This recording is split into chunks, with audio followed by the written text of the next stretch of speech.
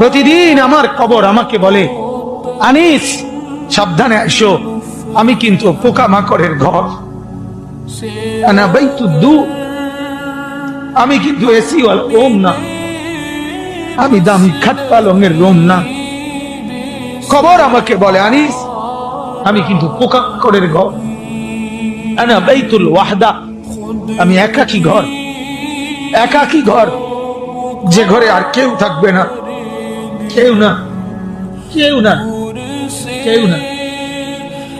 আনা বাইতুল গুরবা, 3 নম্বরে কবর বলে, আমি বড় অপরিচিত ঘর, তুমি তো মানুষের ঘরে বাথরুমের দরজা দেখলেই বুঝো এটা বাথরুম, এটা পাকঘর, এটা বারান্দা। কবর বলে, হে আল্লাহর বান্দা, কবর এসে দেখে কিছুই চিনবা না, ডান বাম কিছুই পাবা না, আমি বড় অপরিচিত ঘর।